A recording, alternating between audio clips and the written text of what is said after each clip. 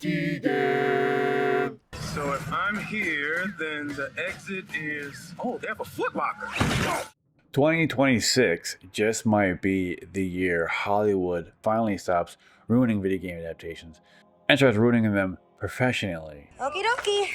Because studios are finally not just adapting the games anymore, they are turning gaming into the new superhero genre. The MCU is shaking in its booties because gamers are rising, and somewhere a studio executive just learned what a controller is. I think I can do better.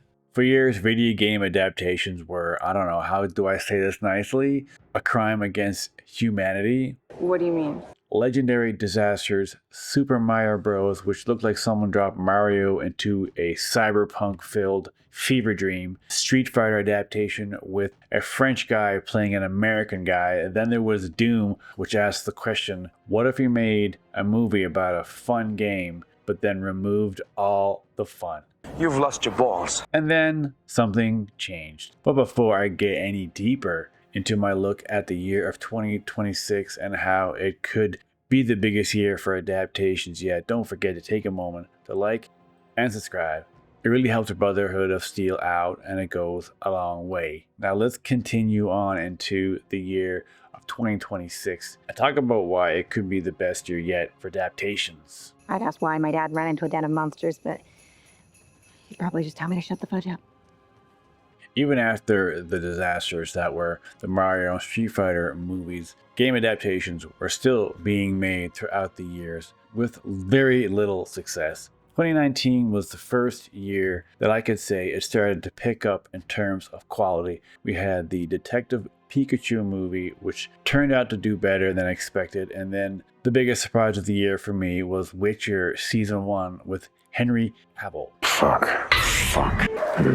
That was an important show, I believe, in terms of how the quality of adaptations and how they're starting to take over, and it could be the next MCU. I am Steve Rogers. But then after The Witcher, we had The Last of Us, which became the new peak in all of adaptations, with the first season of The Last of Us being pretty flawless, a one-to-one remake of the first game, and then suddenly Hollywood was also gamers actually like stories. Then Fallout showed up and said, what if we also add dark humor, violence, and emotional trauma? Then we had shows like Twisted Metal, Devil May Cry, and Cyberpunk. Arcane, one of the most beautifully animated shows I've ever seen.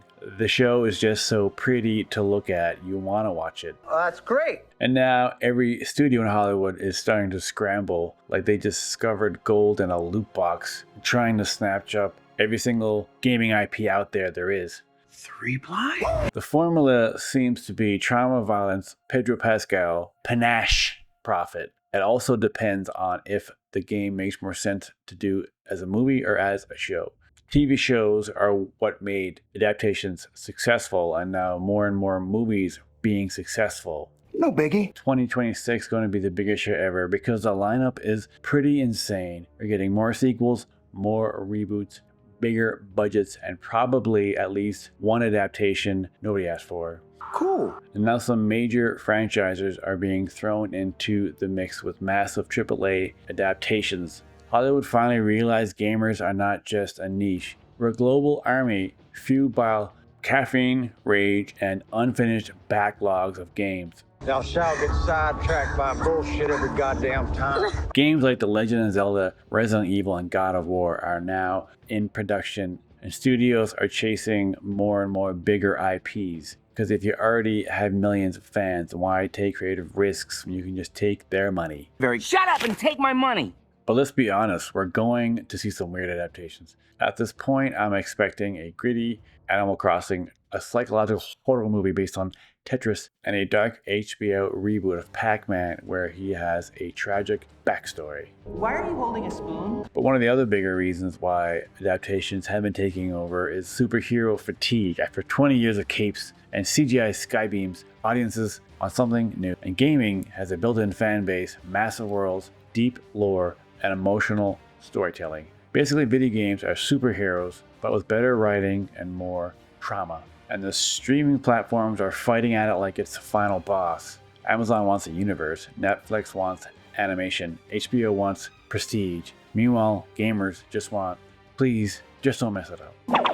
Here are my predictions for 2026. At least one adaptation will become a global phenomenon. One will completely flop and become a meme. Studios will greenlight everything with a health bar. 2026 isn't just another year, it's the moment gaming officially takes over Hollywood. The question is now, if video games will replace superheroes, it's when.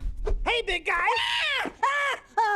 Here is every video game adaptation, movie and show confirmed for 2026. Return to Silent Hill, which came out on January 23rd and didn't have the best reviews. Based on Silent Hill 2, directed by Christopher Gaines, a psychological horror movie reboot of the franchise. So the year kicked off with not the best start. Iron Lung was a smaller indie movie that came out January 30th, 2026, a horror film based on the indie submarine horror game produced by YouTuber Markiplier. April 3rd, 2026, the Super Mario Galaxy movie, which is the animated sequel expanding on the Mario universe.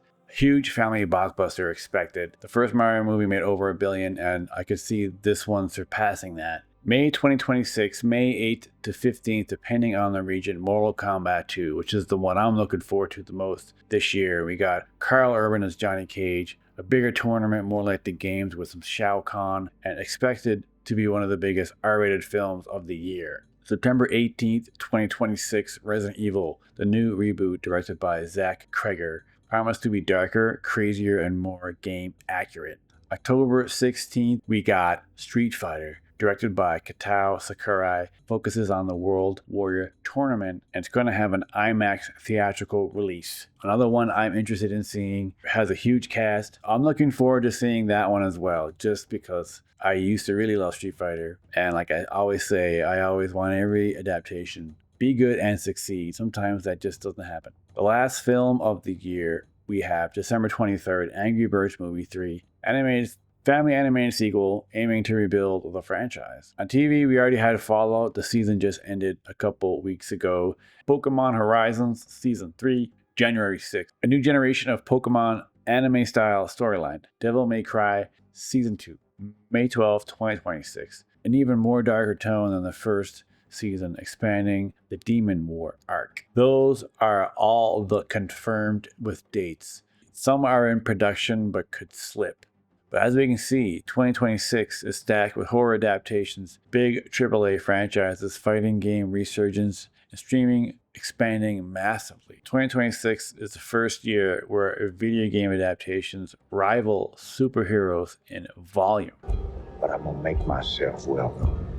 Comment below on what you think a game that deserves the next big adaptation. And if you enjoyed this video, hit the like, hit the subscribe, and hit the bell so you don't miss the next time Hollywood adapts your childhood. Because at this rate, nothing is safe. Keep gaming. Cheegan out.